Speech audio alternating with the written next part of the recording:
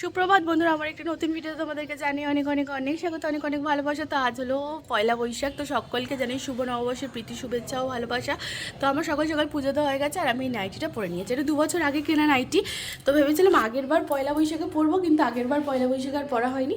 তো এই বছর পয়লা বৈশাখে তাই জন্য ভেঙেছি এই যে এই হলুদ রঙের নাইটিটা। তো কালারটা এতটাই ভালো, মায়া মায়া রেখে দিয়েছিলাম, ভাবলাম যে এরপর রাখলে হয়তো নষ্টই হয়ে যাবে। তো পুজো দেওয়া হয়ে গেছে, তোমার ঠাকুরকে দেখাচ্ছি, গোপুদের নতুন জামা পরিয়ে দিয়েছি আর আমি একটা নতুন নাইটি গলিয়ে নিয়েছি। নতুন যে কুর্তিগুলো কিনেছি সেগুলো একটাও অল্টার করা হয়নি, তো সেই কারণে পরতে পারবো কিনা জানি না, তাই জন্য এই নাইটিটা পরে নিলাম।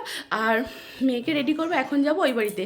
আর আজকে শাশুড়ি বলে গেল যে অশোক ষষ্ঠী, কালকে বলেই গেছে, তো ভাত খেতে পারবো না মা, সেই জন্য আমার জন্য মাকে কালকে ফোন করেছিল। তো মা আমার জন্য আর কি ওই বাড়িতে যে খাওয়া দাওয়া ছিল, তো মা বললো যে চলে আয়, আমি তোকে তরকারি আর পরোটা করে দিচ্ছি নিরামিষ।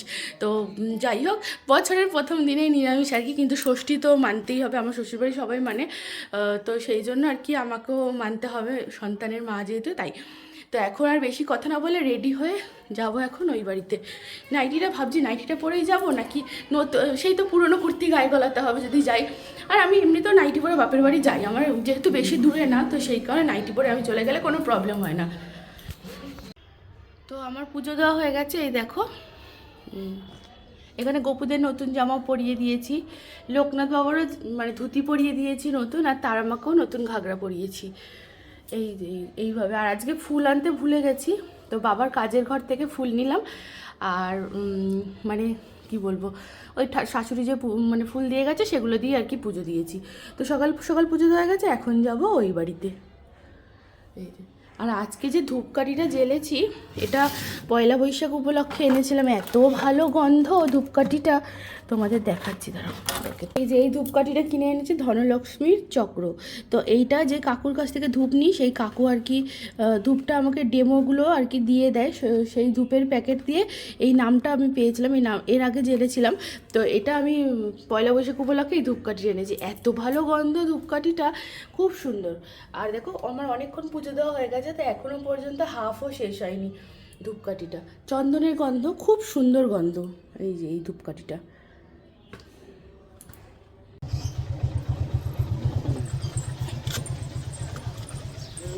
ব্যাগটা দাও।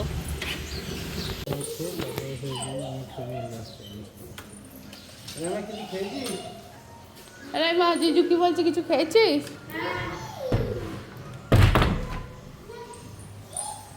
রকু, শুভ নববর্ষ রকু, চলো চলো চলো ওপরে চলো, আস্তে আস্তে আস্তে, বলদি রে বলদি রে। তো মা পরোটা করেছিল, আর কালকে শনিবার গেছে, তো কালকে নিরামিষ পনিরের তরকারি ছিল, মা আলুর দম করেছে, সেটা পরে খাবো। আর এখন এই পনিরের তরকারি দিয়ে সকালে সবাই মিলে পরোটা খেয়ে নিচ্ছি। তারপর মায়ের রান্নাবান্না সারা গেছে, মা বেশি কিছু করেনি, এমনি মাটন করেছিল আর ওই ডাল না কি করেছিল। আমি আজকে ওদিকে যাইও নি, যদি লোভ ফোভ লাগে, তো সেই কারণে আর কি গেলাম না ওইদিকে। তো যাই হোক, এখন ওইদিকে রান্নাবান্না হয়ে গেছে, তারপর আমরা এলাম নিচের ঘরে। আর এখানে মেয়ে রকিং চেয়ার এই প্রথমবার বসে বেশ মজা পেয়েছে। আর আমি তো রকিং চেয়ারে 1 মিনিটও বসতে পারি না, আমার মাথা ঘোরায়, আমি দোলনা জাতীয় কোনো কিছুতেই বসতে পারি না। আর এখানে সবাই মিলে ওকে দোল দিচ্ছে, তো ও বেশ একবারে অ্যাশ আরাম করে বসে আছে। তো এখানে একটা বিস্কুট নিয়েছে, আর এই সেই বিস্কুটটা নিয়ে খাচ্ছে আর একটু একটু করে, আর মানে বসে দোল খেয়েই যাচ্ছে। এমনিতেও মেয়ে দোলনায় তুলতে খুব ভালোবাসে। তো ওকে ওর বাবা বলেছে একটা দোলনা কিনে দেবে, তো দেখি আমি বারণ করেছিলাম কিনতে না, কিন্তু এখন দেখছি মেয়ে বেশ ভালো লাগছে, তো ওর বাবাকে বলবো যে কিনে নিয়ে আসতে ওটা। তো এখন যাই হোক, এখন এখানে মানে ভাই আর কি, ও মানে মাসাজ একটা কি বলে এটাকে, কি বলে মাসাজ মেশিন না কি বলে, তো যাই হোক এটা কিনে এনেছে মেলার থেকে, আমাদের এখানে যে দোলের মেলা হয়েছে তো সেখান থেকে। তো ওইটা দিয়ে আর কি, এটা এর আগে বাবা কিনেছিল দুটো অর্থোপেডিকের দোকান থেকে। তো যাই হোক এটা নতুন কিনে এনেছে দেখে এটা দিয়ে এখন সবাই, আর এটা বেশ ভালো লাগছে।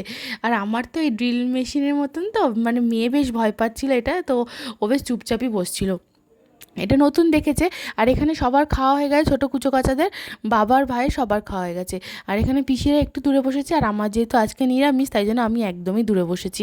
তো আমার এ দেখো এখানে আলুর দম আর সবুজ রসগোল্লা খাওয়া দাওয়া করে আমি পিসি চলে গেছিলাম বাড়িতে, পিসির বাড়িতে চলে গেছিলাম, আমি আমার বাড়ি চলে গেলাম সন্ধ্যেবেলা, সন্ধ্যে পুজো দিয়ে এই দেখো এখন বেরিয়ে পড়েছি হালখাতার জন্য।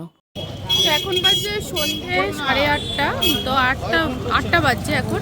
তো আমি বেরিয়েছি এখানে, দেখো ও বেরিয়েছি, সবাই আমরা দুই পিসি ভাই সবাই বেরিয়েছি, যাচ্ছি হলো হালখাতা করতে। আর যেহেতু নববর্ষ, তো বিকালবেলা দুপুরবেলা ওখান থেকে এসে একটু ঘুম দিয়েছিলাম, তো সন্ধ্যেবেলায় সন্ধে পুজো দিয়ে মেয়েকে খাইয়ে দাইয়ে রেডি করেছি। রেডি করে এই এখন এসছি দোকানের সামনে এসে মেয়েকে রেডি করতে। আজকে এতটাই গরম পড়েছে আমাদের এখানে, বলার কথা নয়। তো তোমরা শুনতে পাচ্ছ কিনা জানি না, তো আমি ভয়েসে তোমাদেরকে বলে দিচ্ছি তার।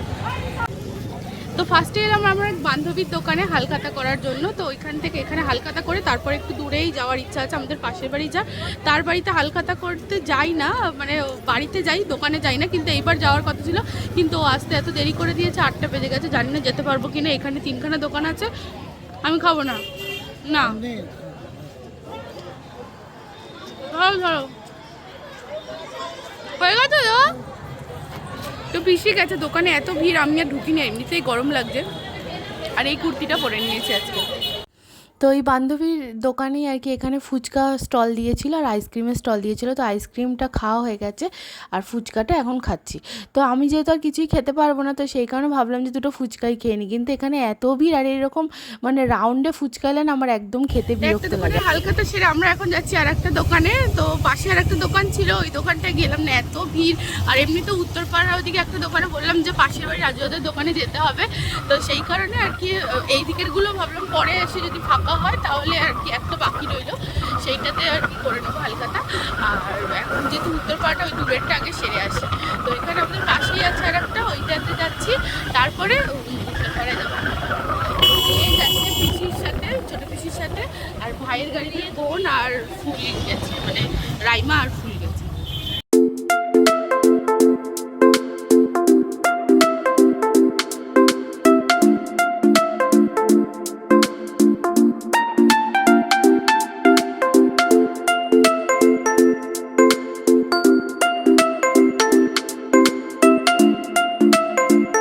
তো এই যে সোনার দোকানটায় লাইন পড়েছে নিউ জুয়েলারি প্যালেস, এখানেও আমাদের হালখাতার কার্ড আছে।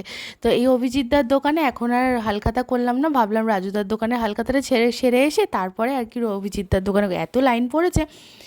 তো এটাতে হলে দেখো বিড়লা, যেটা হিন্দুস্তান মোটরস নামে মানে আর কি বইতে আমরা পড়েছি, আমাদের বইতেও নাম লেখা আছে এই মানে কোম্পানিটা, কিন্তু এটা এখন বন্ধ হয়ে গেছে। তো ভুতুরে খানা হয়ে গেছে পুরো একদম। এই রাস্তাটা দিয়ে আগে মানে ঢুকতে দিত না যখন কারখানা চালু ছিল, কিন্তু এখন আর কি যেহেতু কারখানা নেই, তো এখানে মানে অবাধ যাতায়াত শুরু হয়ে গেছে। তো যাই হোক, এখন প্রচণ্ড অন্ধকার ছিল ওখানটা, রাস্তাটা বেশ ভালো লাগছিলো, সকালের দিকে এলে আরও ভালো লাগতো। সকালে এখন সময় হয় না, আর এখানে চলে এসেছি আমরা রাজুদার দোকানে। তো এখানে মানে এই প্রথম এলাম আমরা এই রাজুদার দোকানে, ওর বাড়িতেই আমরা হালখাতা করে নিই পরের দিনকে। তো আজকে যেহেতু মানে পিসা ওদের সবার ছুটি আছে, তো সেই কারণে আর কি সবাই মিলে এলাম একসাথে।